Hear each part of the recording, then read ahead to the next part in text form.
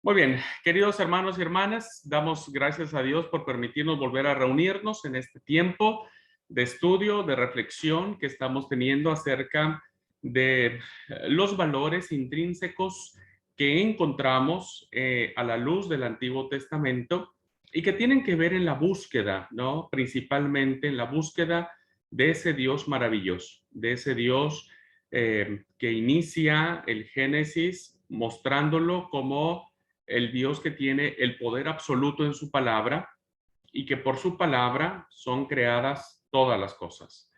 Eh, es importante recuperar, no solo en la vivencia espiritual cristiana, los valores que encierran en sí mismo el estudio del Antiguo Testamento, sino también debería ser parte de nuestra enseñanza cristiana, ¿no? Debería ser parte de los propósitos que todo predicador o predicadora tengan para poder acercar a la iglesia, a la comunidad de fe, a los hermanos y hermanas de las congregaciones a este entendimiento y a este descubrimiento.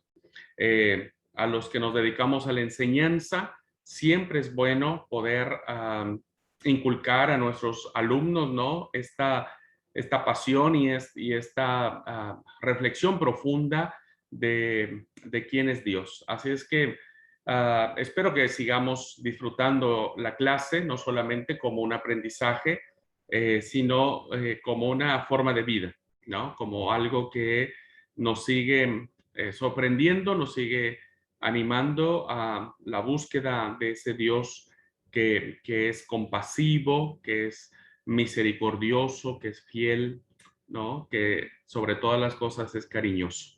Y vamos a seguir descubriendo algunas cositas más a manera de introducción que tienen que ver en este sentido. Y sin más, vamos a iniciar, vamos a seguir con el primer punto. Voy a compartir la pantalla para seguir con las ideas que tenemos en clase. Y entonces nos quedamos nosotros en esta parte que tiene que ver con la definición de Dios o la autodefinición de Dios, ¿no? Y que es recogida en la mentalidad de los orantes, la mentalidad de los redactores de los salmos y que expresaban en términos repetitivos o más bien reiterativos, creo que esa sería la palabra, reiterado, de manera reiterada, los atributos de Dios, que finalmente siempre será lo más importante. Vamos a ver ahora, ¿no?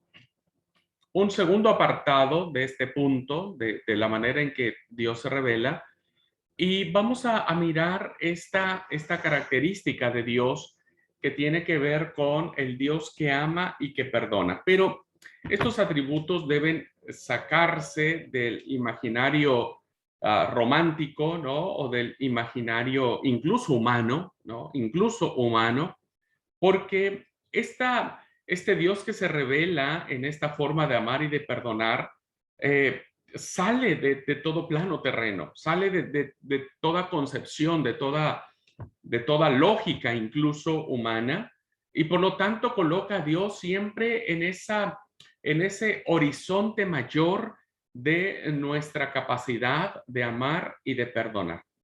Y vamos a ver un solo ejemplo, ¿no? Que es muy, muy impactante y lo vamos a plantear con el profeta Oseas, ¿no? Oseas, este profeta, es quien mejor ha expresado la lucha interna que se entabla dentro de Dios cuando se ve forzado a castigar. La verdad que el texto que vamos a mirar, ¿no? Es un texto que realmente uno puede son a ver, de esos textos que si se llevaran a una, ¿cómo es? A una ah, obra de teatro. Creo que hay un micro abierto, hermanos, hermanas.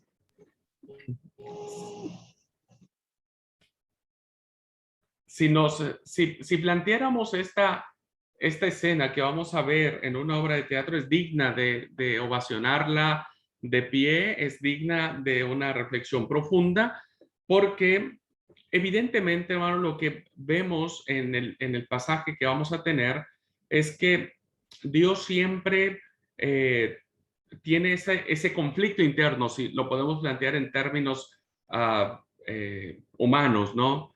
Ese conflicto interno que se ve forzado, no que Dios lo quiera, a castigar a su pueblo. Vamos a ver el capítulo 11 de Oseas, vamos a abrir la palabra, vamos a irnos al profeta Oseas.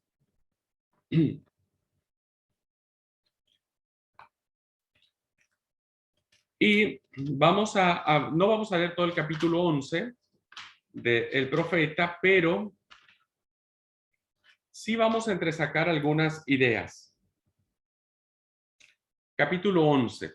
Miren, en este capítulo se nos presenta la relación que tiene Dios con su pueblo y hace una comparación muy interesante entre las relaciones que tiene un padre con su hijo.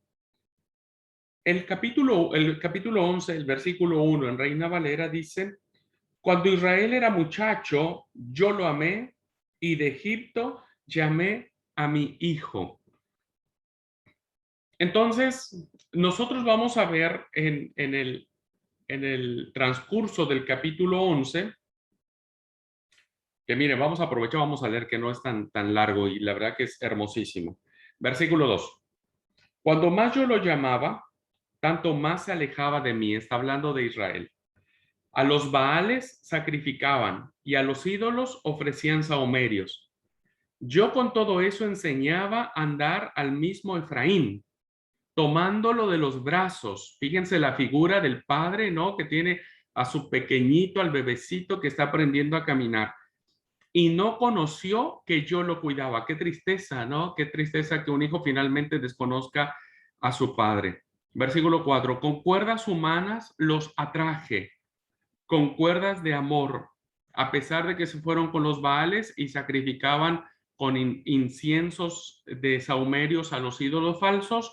Dios los atrae con cuerdas humanas y con cuerdas de amor. Qué interesante esto. No es el látigo, no es el lazo, no es el amor. Versículo 4. Y fui para ellos como los que alzan el yugo de sobre su cerviz, y puse delante de ellos la comida. Qué hermoso, hermanos. O sea, es un papá, ¿no? Que cura, ¿no? Es un papá que cura, es un papá que provee, es un papá protector y proveedor, ¿no?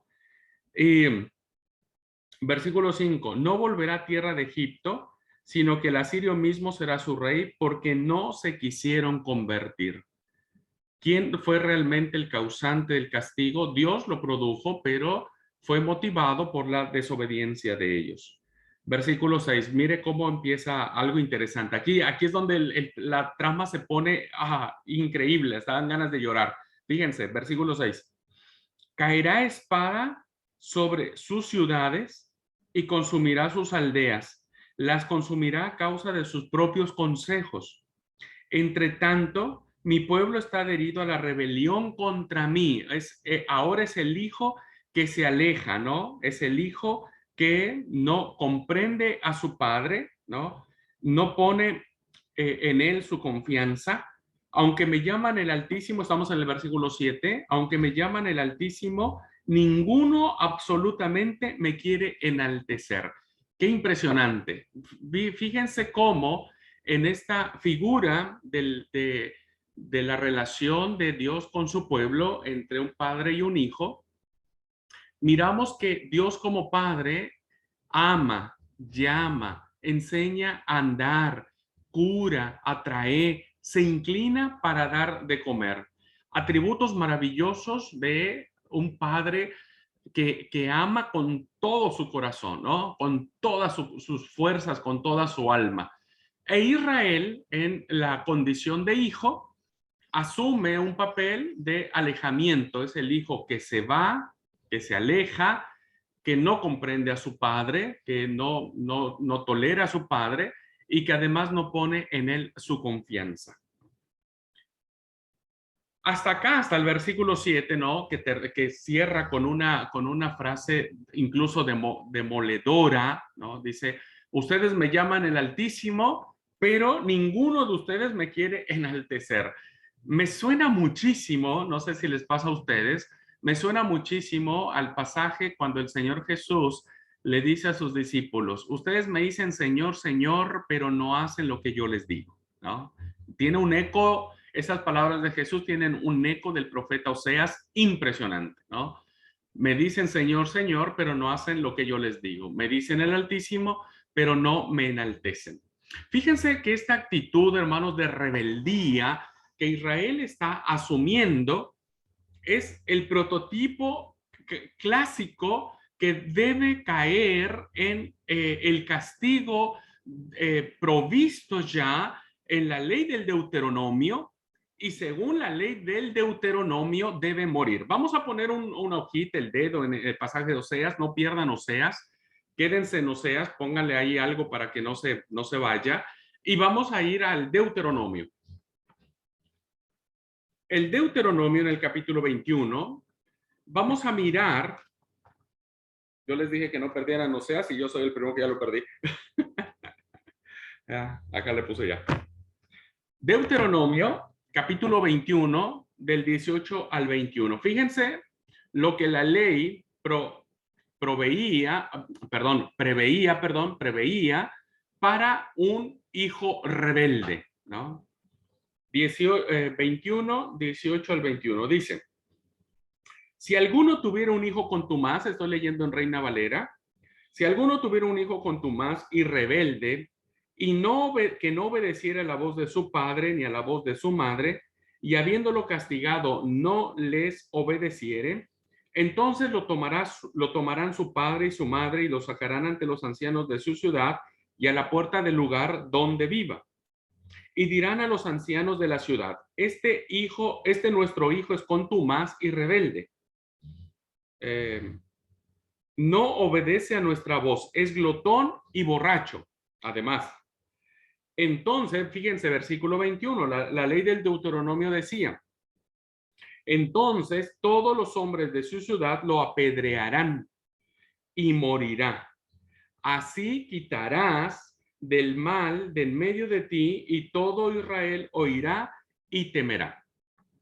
Si nosotros tomamos, hermanos, la analogía que está teniendo el profeta Oseas en relación de la conducta de Israel como hijo rebelde y contumaz ante su padre amoroso, la condena era una, y la condena era que tenía que morir.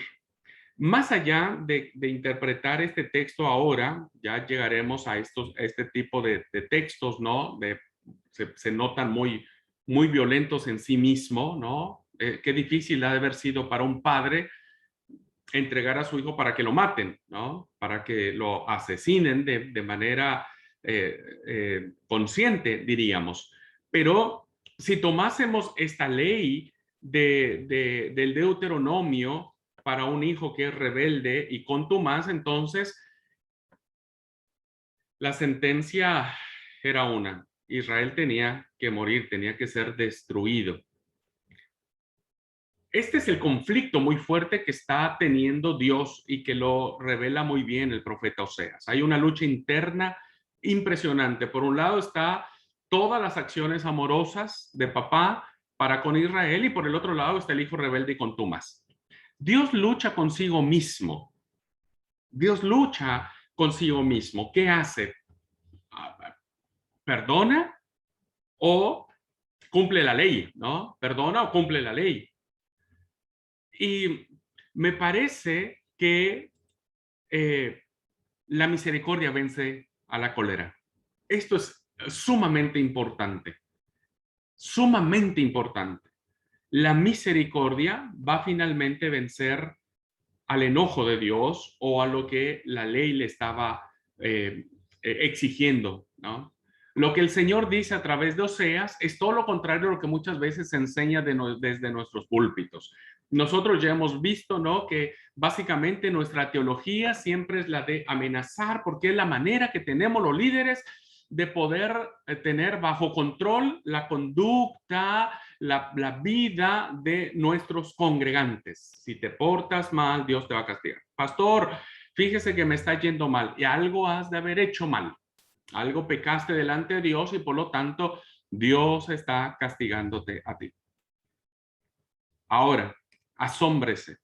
Asómbrese y demos la gloria al Señor, más allá de que esto es un estudio no académico, la verdad que conmueve nuestras entrañas porque vean lo que dice ahora. Volvemos a Oseas y primero lo voy a leer en Reina Valera. Volvemos a Oseas, capítulo 11, nos quedamos en el versículo 7, donde dice, ustedes me llaman el Altísimo, pero no me quieren enaltecer. Y el versículo 8 dice, ¿cómo podré abandonarte, oh Efraín? Wow, o sea, ya esa expresión, hermanos, es la expresión de un padre profundamente dolido, pero también un padre profundamente comprometido con sus hijos. ¿Te entregaré yo, Israel? O sea, este es suena como un soliloquio que está haciendo Dios, ¿no? Es un soliloquio que está haciendo Dios, como diciendo, tendré el valor de entregarte, tendré el valor de llevarte a los ancianos y decir, mi hijo es rebelde, es contumaz, borracho y glotón, como decía el libro del Deuteronomio. ¿Tendré yo ese valor? Dice el Señor. ¿Cómo podré yo hacerte como Adán o ponerte como a Zeboim? Y fíjense lo que dice en Reina Valera. Primero leemos Reina Valera. Mi corazón se conmueve dentro de mí, se inflama toda mi compasión. Mi corazón. Este es un pasaje que hay que tenerlo subrayado, es uno de los favoritos míos, está subrayado, está con marcador, tiene todas las formas que yo tengo para mirar ese texto. Mi corazón se conmueve dentro de mí. Mi corazón se conmueve dentro de mí. En la lucha que tenía Dios, por favor, hermanos, qué impresión, qué lucha, y solo, hermanos, solo quien ama de verdad tiene ese conflicto, ¿no es cierto? Tiene eso de decir, hago lo correcto o hago lo que mi corazón dicta. Y dice en Reina Valera, se inflama toda mi compasión. Versículo 9, no ejecutaré el ardor de mi ira, ni volveré para destruir a Efraín, porque Dios soy y no hombre. Ojo con esto. Bueno, ahorita voy a explicar un poco esto. Porque Dios soy y no hombre. El santo en medio de ti, no entraré en la ciudad. Ahora, leámoslo en la versión de la diapositiva que está. Y la pregunta sigue siendo tan conmovedora. ¿Cómo podré dejarte, Efraín? No puedo dejarte, ¿viste? Aunque vos lo mereces, vos has ido en pos de los Baales. A ver, mire, yo no soy papá, no soy papá. Pero imagínense que usted tenga un hijo suyo, ¿no? Y que en algún momento su hijo le diga, tú no eres mi papá, no te quiero. Ay, yo no sé, hermanos, a mí mi corazón se rompería en mil pedazos, ¿no? Tú no eres mi mamá. Mi mamá es la otra señora, porque con esa otra señora yo me siento bien. Vos no sos mi mamá. Más de uno lloraría, ¿no? ¿Cómo podré dejarte, Efraín? Castigarte a ti, Israel. ¿Cómo? No puedo. Me da un vuelco el corazón, un vuelco. Es decir, hay tantas emociones humanas, diríamos, en sentido humano, perdón, en sentido humano, tantas emociones en sentido humano dentro del ser de Dios, ¿no? Que dice que el corazón le da vuelco, le da vuelta para todos lados. Y se me revuelven todas las entrañas.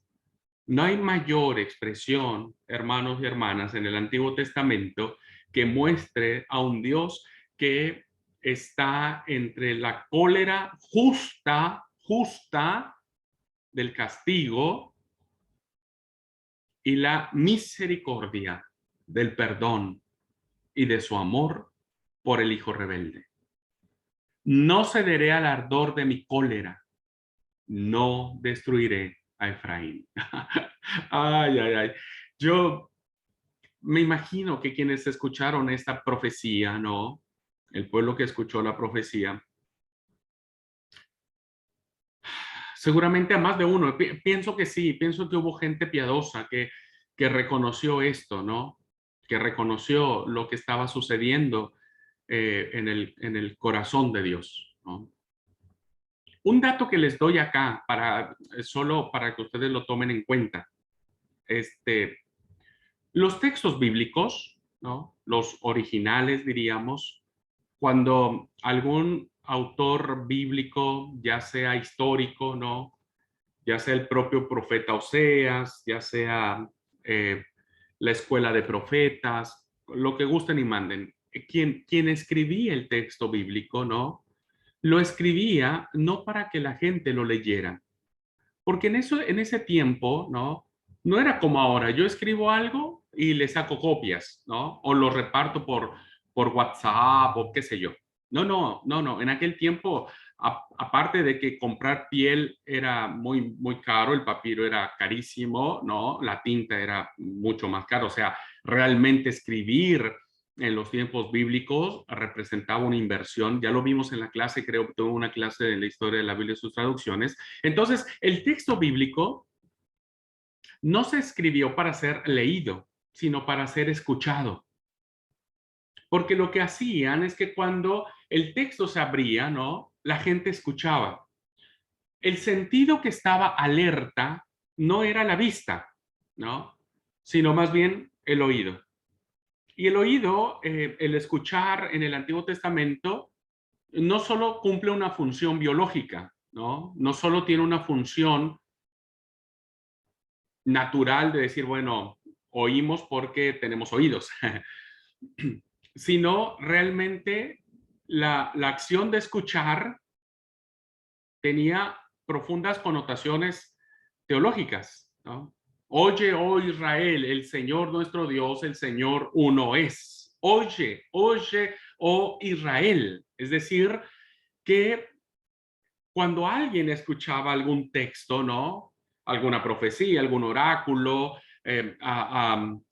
cuando escuchaban en los ritos cultuales, en el templo, los salmos, lo que estaba alerta era el oído como sentido natural. Pero esto tenía una connotación de apropiación, tenía un peso profundo de escuchar, porque lo que estaban escuchando tenía que provocar reacciones. Entonces, imagínense quienes estaban escuchando el oráculo del profeta Isaías, cuando escuchan esta parte de decir, ¿cómo los puedo castigar? ¿No? Ahí yo creo que contuvieron el aliento todos, como que seguí leyendo, seguí diciendo no, decinos, nos va a castigar, nos va a dejar. Y me imagino que cuando llegó esa parte que escucharon ellos, el pueblo, el oráculo del profeta, la verdad que, no sé, tendrían que tener agua en las venas para no conmoverse ante este Dios que está teniendo un gran conflicto por amor a ellos, que soy Dios y no hombre, el santo en medio de ti y no enemigo devastador.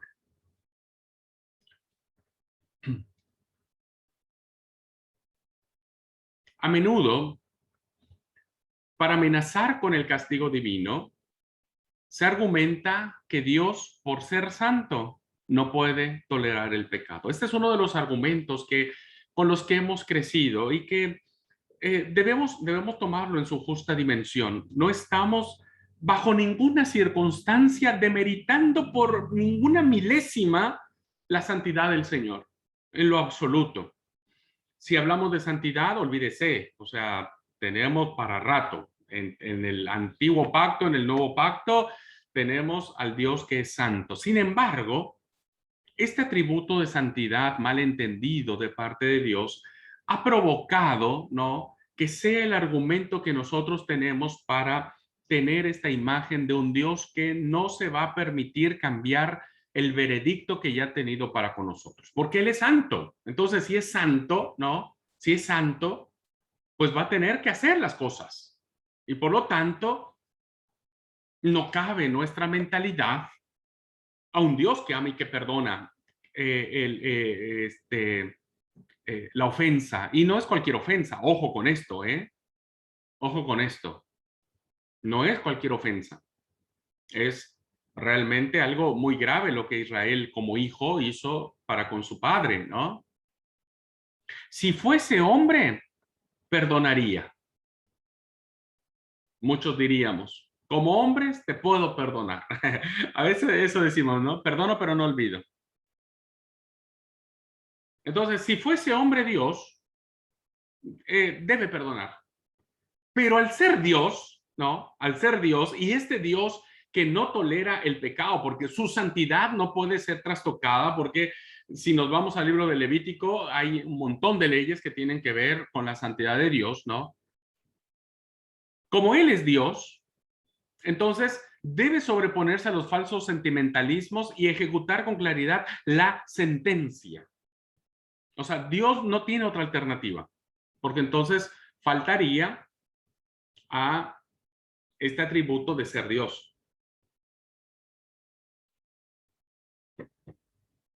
Por eso el pasaje dice, vuelvo atrás, que soy Dios y no hombre. Pero esto, hermanos, ¿no? Dice, y el santo en medio de ti y no enemigo devastador. En Reina Valera dice, porque Dios soy y no hombre el santo en medio de ti y no entraré en la ciudad. Es decir, a través del profeta Oseas, de este oráculo maravilloso del capítulo 11, Dios argumenta de modo contrario.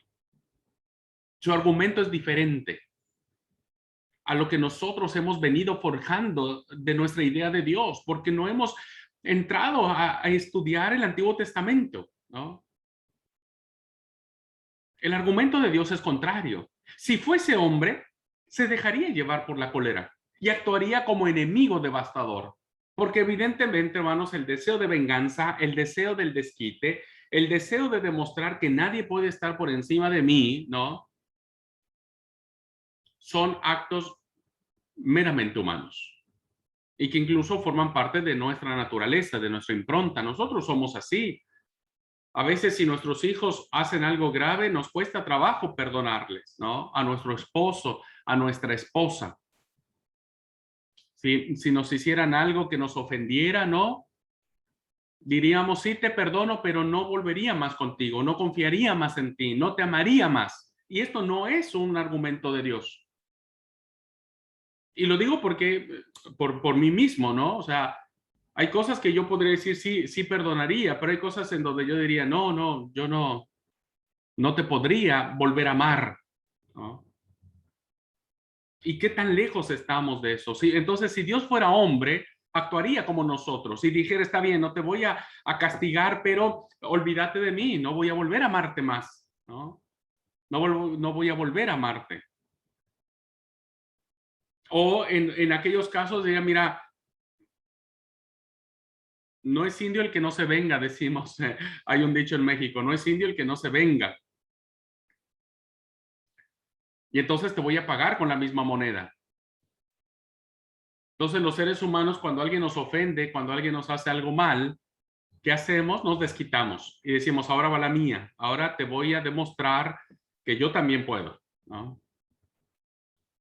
Por eso el argumento de Dios es diferente y por eso la imagen de Dios es diferente y por eso dije en esta clase, al inicio de esta clase, que nos vamos a enfrentar. Este concepto de Dios extraterreno se aleja incluso de nuestros propios preconceptos de lo que es el amor y el perdón.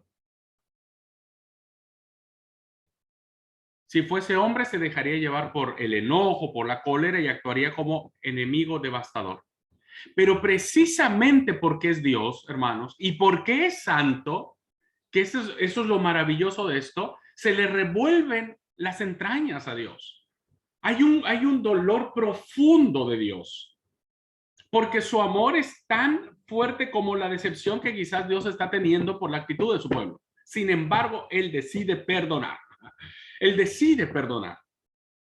Díganme si los que dicen que el Antiguo Testamento no sirve y que no deberíamos entrar en estos libros porque no entenderíamos mucho. Díganme si no se pierden esta imagen maravillosa del Dios que decide perdonar. No es fácil para ningún humano. No sé si para el Señor lo haya sido, ¿no? No lo sé. Pero lo que sí sé es que Dios decidió hacerlo. Dios decidió hacerlo. Ya veremos que la actitud esta que estamos teniendo va a ir, esta imagen paterna de Dios irá pasando de generación en generación. Y veamos lo que dice Jeremías, porque Jeremías expresa lo mismo de Dios. En el capítulo 31, versículo 20, que es un eco real del oráculo del profeta Amós. Jeremías lo recoge, ¿no? Lo recoge, lo inserta en su propio oráculo y dice, versículo 20, 31-20 de Jeremías. ¿No es Efraín hijo precioso para mí? Y si vemos lo que dijo Oseas, dice, ¿cómo podré abandonarte, oh Efraín? ¿No? Que Efraín es una alusión que se dice también, es una parte al pueblo de Israel, ¿no? No es niño, vuelvo a Jeremías, dice, ¿no es niño en quien me deleito? ¿Ya se dan cuenta lo que significaba este pueblo para Dios? Pues desde que hablé con él, me he acordado de él constantemente. Por eso mis entrañas se conmovieron por él. Ciertamente tendré de él misericordia, dice Jehová. Esta imagen paterna de Dios, ¿no? Hará eco en el pensamiento de los profetas y será uno de los grandes mensajes que los profetas estarán diciendo al pueblo. Y este eco de la paternidad de Dios y de su amor incomprensible en su incomprensible capacidad de perdonar, llegará a nosotros en el Nuevo Testamento con la expresión más perfecta de este amor en la parábola del Hijo Pródigo, ¿no? Esa la conocemos todos nosotros. La parábola del Hijo Pródigo, hermanos, es un eco de Efraín, es un eco, perdón, de los oráculos tanto de Jeremías como de Oseas, es un eco de ellos, desarrollada de manera magistral por parte del Señor. Y aunque hemos dicho en algunas ocasiones que lejos de llamarse el hijo pródigo, debería llamarse el padre pródigo. Porque el verdadero protagonista de esta parábola no es el hijo. No es el hijo. El hijo es el que toma la decisión de irse, ¿no? El hijo es el que toma la decisión de desearle la muerte a su padre, porque le pide por anticipado la herencia. Dice, dame la parte que me corresponde. Solamente, hermanos, en el primer siglo, un hijo podía heredar cuando no podía heredar en vida, solamente tenía que esperar que el padre muriera. Entonces, cuando el hijo le está pidiendo a su padre que le dé la parte que le corresponde, literalmente le está diciendo, quiero que te mueras ya, no me importas más. El verdadero protagonista del hijo, de la parábola del hijo pródigo, no es el hijo, sino es el padre. Porque es el padre el que espera con paciencia todos los días la llegada del hijo. Es el padre que no le permite acabar la oración que el hijo había pensado en su cabeza cuando estaba en el chiquero de los cerdos o de los chanchos, ¿no? Y dijo, me levantaré e iré a mi padre y le diré, Padre, pecado contra el cielo y contra ti, no soy digno de ser más tu hijo, hazme uno de tus jornaleros. Ese era lo que quería decir el hijo cuando estuviese en frente de su papá. ¿Y qué es lo que hace el papá? El papá no lo deja terminar, si se dan cuenta. El papá no lo deja terminar. El hijo, Padre, he pecado contra el cielo y contra ti, no soy digno de ser más tu hijo. Y el papá le dijo, para un poco, hasta ahí nada más. Vos no sos jornalero alguno. El hijo no terminó la oración que había pensado decirle al padre. ¿Qué hace el padre? Hace todo lo contrario. Corre, costumbre distinta a un patriarca con vestiduras largas. No le importa al padre, corre, lo abraza, lo besa. ¿Qué hace? Lo viste, lo calza, pone anillo de autoridad y manda a matar el cordero, el becerro más gordo, ¿no? Esto es la paternidad de Dios. Y esto es un reflejo muy profundo del pensamiento del Antiguo Testamento. Naturalmente, hermanos, evidentemente hay un factor que no podemos nosotros sacar del radar, ¿no? La idea del amor y la misericordia de Dios en lo que estamos viendo, en esto que dijo, yo no voy a castigarte, hubo que compaginarla en ciertos momentos con la experiencia del sufrimiento y la derrota del pueblo, porque evidentemente finalmente el pueblo terminó siendo invadido por Babilonia. En el 586, cuando el reino del sur pierde su libertad política, pierde su tierra, no hay más ciudad santa, es destruida, la que estaba edificada en Jerusalén, el templo, la monarquía y una gran parte de los habitantes de Jerusalén fueron deportados o exiliados a Babilonia.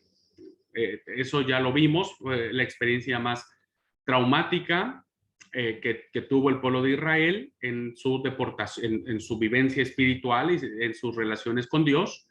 Y entonces la pregunta sería, pensando eso, ¿no? Por un lado, le dijo a Efraín, yo no puedo castigarte, pero por el otro lado hubo esta experiencia de permitir que Babilonia finalmente los llevara al exilio. Cayeron por tierra todos los pilares que fundamentaban la fe de Israel. ¿Dónde queda la compasión y la paciencia de Dios? Esto que estábamos viendo. Yo creo que no, ¿no? Yo pienso que, como lo vamos a ver en el segundo Isaías, creo que no, creo que aún ahí Dios va a mostrar algo muy hermoso. Estas preguntas provocaron un enorme esfuerzo de reflexión por parte de los deportados. Recuerden que es en el exilio donde se produce la mayor cantidad literaria que el pueblo tiene en su reflexión. Es decir, bueno, estamos acá y ¿qué nos trajo hasta acá? Y bueno, nos trajo todo esto, la idolatría, los ídolos, etcétera. Es imposible sintetizarlo en pocas líneas, evidentemente, ¿no? Pero deseo reseñar el punto de vista de uno de los autores más importantes del siglo VI antes de Cristo, a lo que se le conoce en el mundo de los estudiosos de la Biblia, el profeta anónimo llamado el segundo Isaías. Ya llegaremos al estudio del libro de Isaías y veremos que hay tres autores o tres escuelas de autores en este libro, ¿no? Y el segundo Isaías, o el Deutero Isaías también que se le conoce, Deutero Isaías, hace una alusión muy interesante porque el Deutero Isaías o el segundo Isaías va a escribir en el contexto del exilio. El Isaías histórico va a escribir antes de que el pueblo vaya al exilio, pero este pasaje que vamos a ver ahora es un pasaje que se escribe en medio de todo este conflicto que está existiendo de la deportación a Babilonia. Y entonces hay una comunicación, ¿no? Entre Dios le dice al pueblo, pero la analogía que se hace ahora es cuando un hombre le habla a su esposa. Un esposo le habla a su esposa. Antes en el oráculo de Oseas era un padre con su hijo, ahora el segundo Isaías toma la referencia a la metáfora o la analogía del esposo con la esposa. Y miren lo que dice. Este pasaje que vamos a ver es un pasaje que, insisto, se da en el contexto, se da en el momento en que Israel está viviendo esta situación. Vamos a leerlo en Reina Valera. Vamos a primero leerlo en Isaías 54.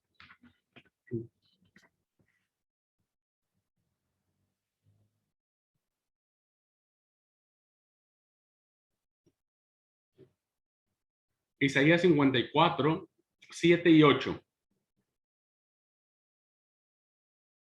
Reina Valera dice así: por un breve momento te abandoné. Qué interesante, es increíble, la verdad que la verdad muy lindo. Pero te recogeré con grandes misericordias. Con un poco de ira escondí mi rostro de ti por un momento, pero con misericordia eterna tendré compasión de ti, dijo Jehová, tu Redentor. Saldrían magníficos sermones de este pasaje, magníficos sermones. Ahora, veámoslo en la versión que tenemos en la diapositiva. Por un instante te abandoné. Fíjense, ahora lo voy a explicar, no me voy a adelantar. Por un instante, tomen el dato, ¿no? De el factor tiempo. Dice, por un instante te abandoné. Es un instante. Chequen el factor tiempo. Pero con gran cariño te reuniré. Es decir, el poco tiempo que los abandonó va a ser recompensado con un gran cariño, con un gran amor. Según Reina Valera, con grandes misericordias. ¿No? Fíjense, ahora la comparación. Seguimos, parece ser que seguimos todavía en el Éxodo 34. ¿Ah? Y ahorita lo vamos a seguir diciendo. En un arrebato de ira, en un arrebato que se asemeja mucho al instante, ¿no? Nuestros arrebatos a veces son momentáneos. En un arrebato de ira te escondí un instante mi rostro. Es decir, volvemos a caer en lo mismo. Es solo un momento. Pero con misericordia eterna te quiero. ¿Checaron el factor tiempo? ¿Se dieron cuenta de la correlación que hay? Por un lado, es un instante en que el Señor abandona. Por otro lado, Él compensa eternamente con su misericordia, con gran cariño, con su amor. Dice el Señor, tu Redentor, el que no ha dejado de amarte. Yo sigo siendo tu Redentor, sigo siendo el que ha apostado por ti. Qué hermoso pasaje, hermanos. De verdad, uno es uno de los textos que uno tiene para hacer lectura divina, ¿no? Y poder respirarlo y reflexionarlo y pensar un poco en nosotros, ¿no? También, o sea, cambiemos un poco el concepto que es Dios. Es cierto, por un instante el Señor puede decretar castigo, ¿no? Pero no se compara jamás, jamás, jamás a su misericordia perpetua, eterna. Y es aquí donde les digo que encontramos eco en el Éxodo 34, porque con palabras distintas es lo mismo que está diciendo el pasaje con el que iniciamos, ¿no? El contraste entre las 1000 generaciones que reciben misericordia y las 4 que sufren el castigo se aplica a la experiencia del pueblo. Por un instante te abandoné, 4 generaciones, ¿no?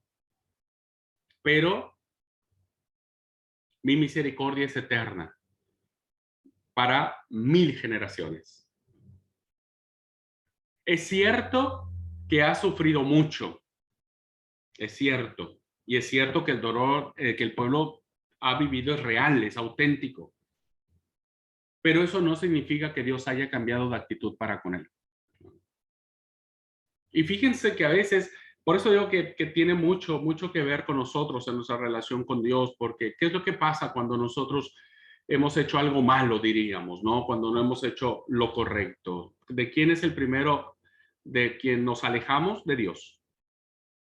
¿Por qué? Porque nos da vergüenza. Y segundo, porque creemos que le hemos defraudado tanto, ¿no?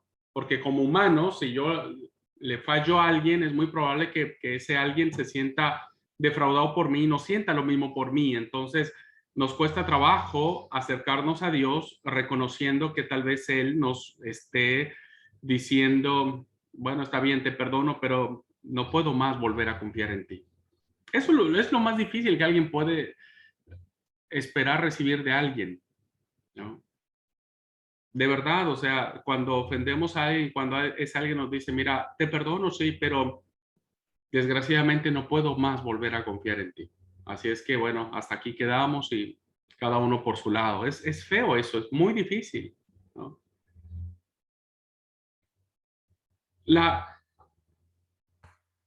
Lo que a veces sufrimos, ¿no? Lo que a veces sufrimos es un instante también.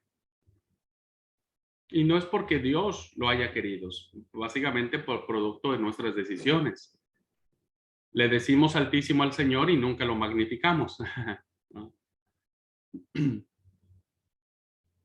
Pero qué interesante saber que Dios aún así sigue teniendo ese conflicto en su interior, ¿no? Su corazón se vuelca adentro cuando está entre perdonarnos o castigarnos.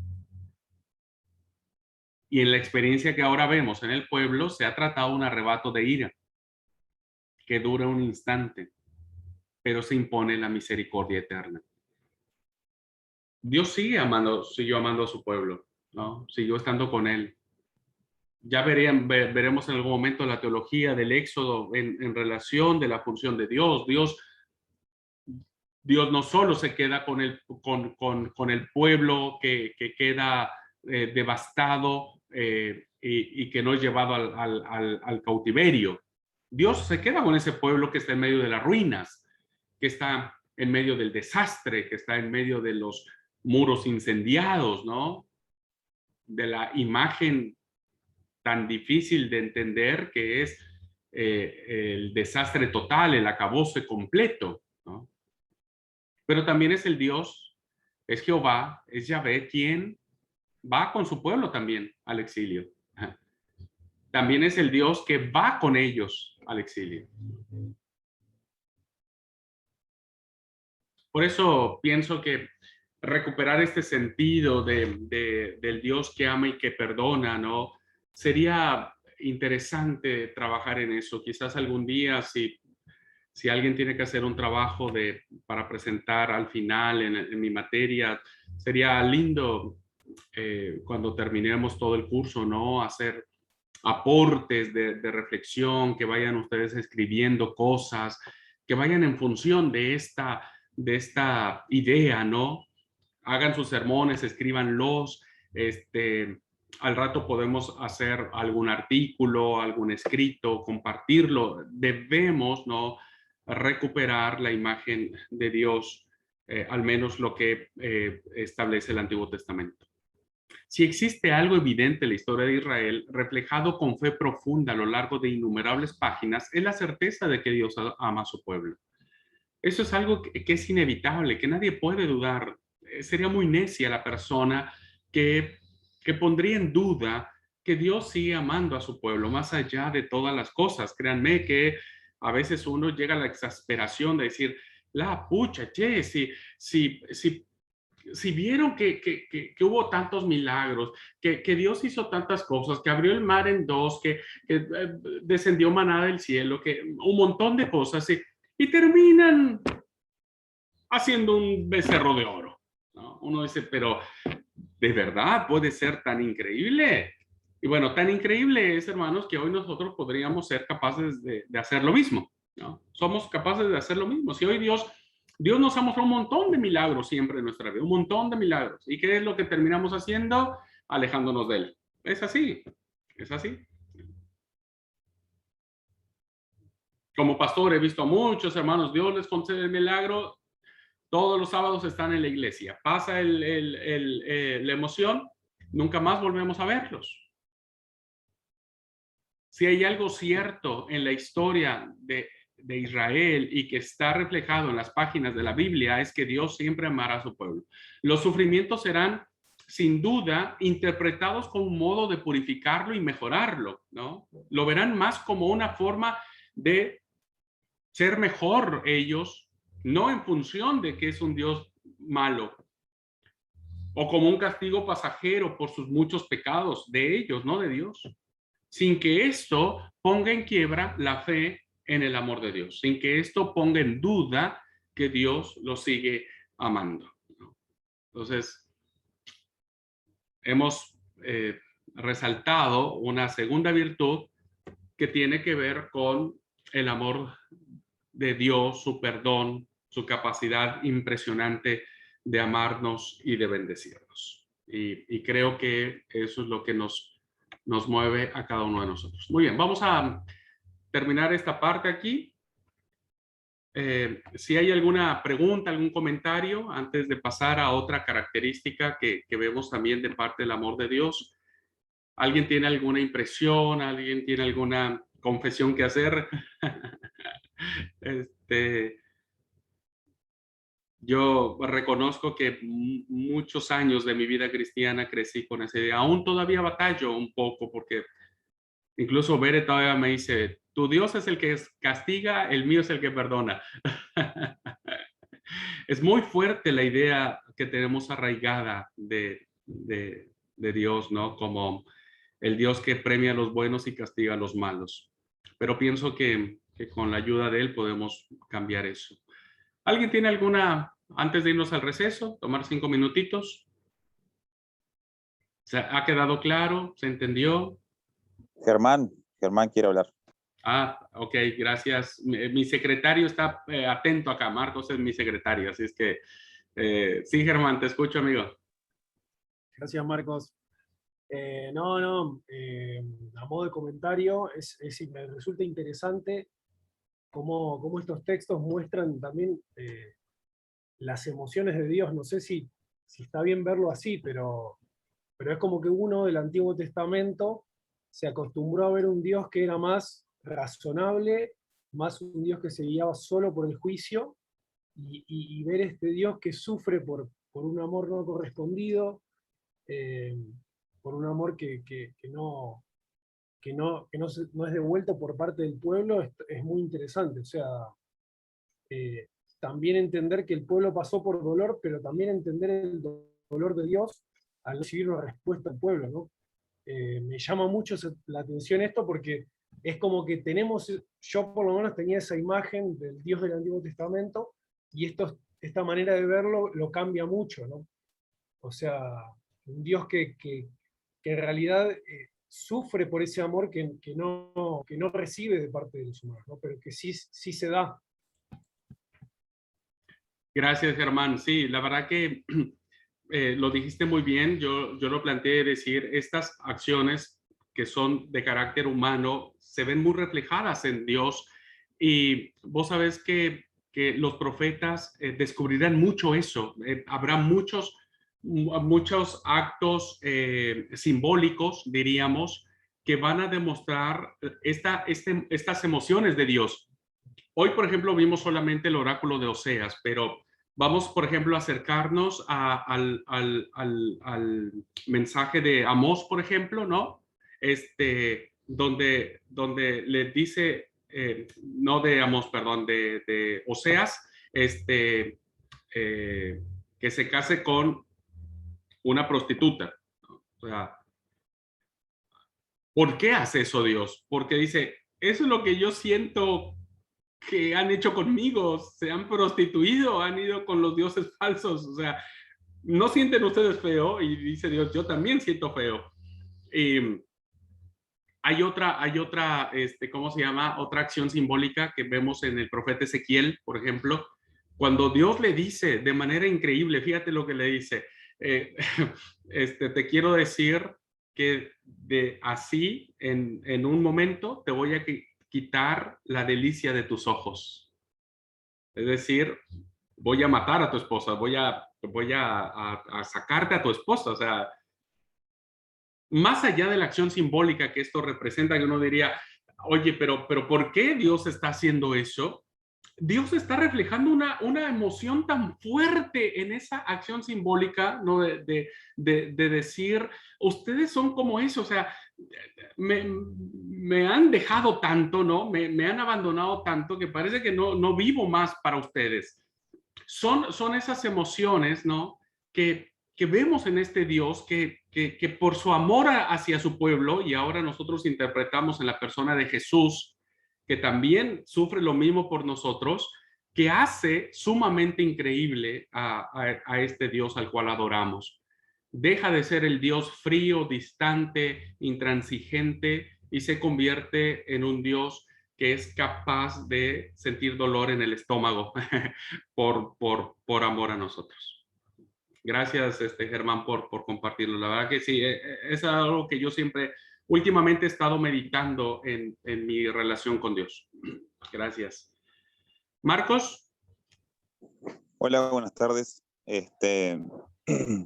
Sí, riquísima la enseñanza de hoy, la verdad. Estoy siendo muy bendecido con esto. También, bueno, creo que todos crecimos con una idea bastante, bueno, creo que es por el mundo en que vivimos, ¿no? Pero es el Dios, esa idea equivocada de Dios la recibimos creo yo, por el sistema de este mundo, o sea, por nosotros mismos, por el pecado. Bueno, para eso está la palabra, para volver a ver cómo realmente es. Y quiero comentar y confesar un poco, digamos, que he estado entendiendo un poco cómo, no sé si llamarlo entenderlo a Dios, pero yo he estado entendiendo el tema de la misericordia, porque nunca le entiendo, nunca le entiendo, y cada vez que leo y no le entiendo, así, bueno, como vos decías, ¿cómo puede ser? ¿Cómo puede ser?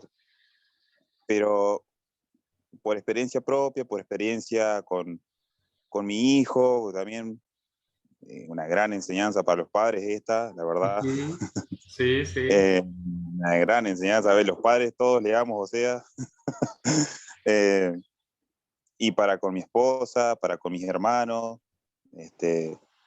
lo que he descubierto es que cuando alguien peca, o cuando uno peca, y creo que ahí entiendo la misericordia de Dios, que cuando uno peca, el que realmente está sufriendo es el que está pecando.